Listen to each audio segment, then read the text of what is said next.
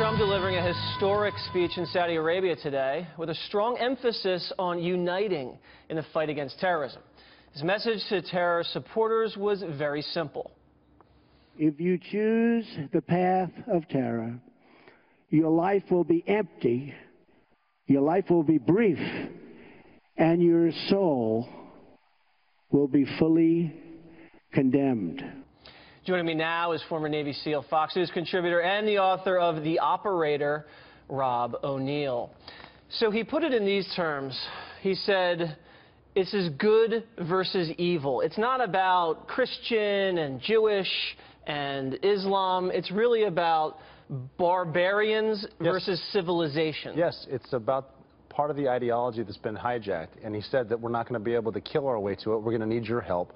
We need the Sunni Arab allies in the region on board with it. And we're not looking to instill American values. We're looking to partner for peace. Because we have tried to instill American values. We've tried creating a democracy in Iraq.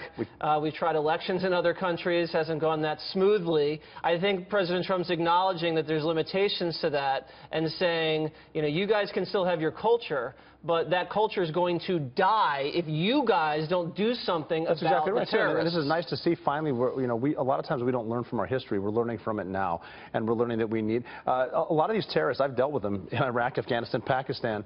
They're not afraid of dying. They're afraid of going to hell. That's what they're really afraid of. So if we can get into have our religious leaders, their government leaders instill that if you're blowing yourself up and you're killing innocents, you're going to hell. If you're hijacking the word of God to kill people, you're going to go to hell. And I mean, it's not going to happen overnight. But like President Trump said, we're not going to kill our way to victory. We need to educate our way to victory, and we definitely need help with Sunni Arabs to defeat ISIS there, which is only one of the things President Trump was talking about during the speech, because he's also getting a coalition against our not-so-friendly Iranian neighbors. That's true. Yeah, the Iranians are definitely on notice. And Mad Dog Mattis, the defense secretary under President Trump, is definitely going to kill our way out of it to a certain extent, because he's been unleashed and was just telling us all about it the other day. You mentioned the Iranians. He mentioned the Iranians specifically in the speech and tried to rally the rest of the Muslim nations around confronting Iran, because they're the primary sponsor and exporter of terror in the region. Iran definitely is, and what we have in our favor here is they're the Shia,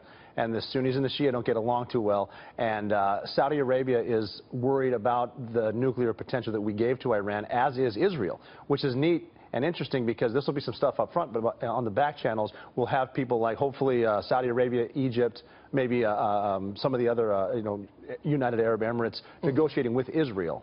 I mean, that has never happened before, and in a strange way, the fact that President Obama gave the Iranians all this dough to slow down their nuclear weapons program might have actually caused the Israelis and some of these Muslim nations to come together.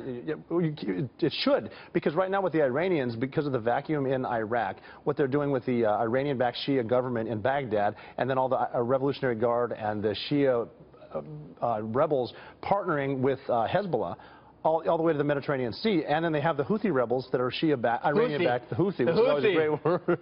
But they just fired a missile at Riyadh a day before President Trump got there, and it was taken down by an American-made Patriot missile. And they've done it before. They're admitting through their own news agencies that they're shooting missiles at Saudi Arabia in an attempt to surround them as well. Now, this is a very interesting time to get a good coalition. It's a great coalition. He calls it the Arab NATO. Tell us some about the military hardware that we sent over in this $110 billion arms package. There was some radar systems, if I'm not mistaken. Is this primarily to do what? One of the things they sent over there was the Terminal High Altitude Air Defense System, which is the same anti-missile defense system in South Korea. We don't need that to defend against ISIS. We need it to defend against Iran. And that's a big one. We're sending tanks over there not necessarily to fight ISIS, but to defend against Iran. We're going to defeat ISIS with a little bit of killing, and thank goodness we got General Mattis in there, who's good at killing. He knows people that know how to kill. We can do that part, but we're going to need our Arab allies with the ideology, with the religion, with the realization that maybe we can all believe in a different God. Perhaps, I mean, hopefully, this is one day. This is not happening next year. Yeah, it's not like this Sunni Shia thing started in the Bush administration. It's been around a little bit. That was actually going on back when the world was flat.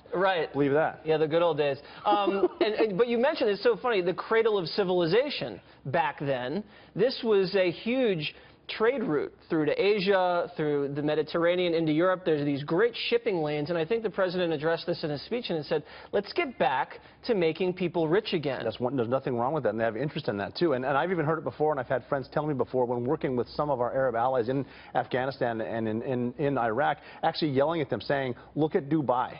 Yeah. Look at Bahrain. Look at Istanbul. Yeah. We can have both. Can we have a bunch of Dubais everywhere? I mean, everything is made of gold over there. I mean, if everybody was wealthy, I don't think everybody would be killing each other. It's a modernized Rob, Arab. we got to run. All right. Let's make gold great again. Thank you very much.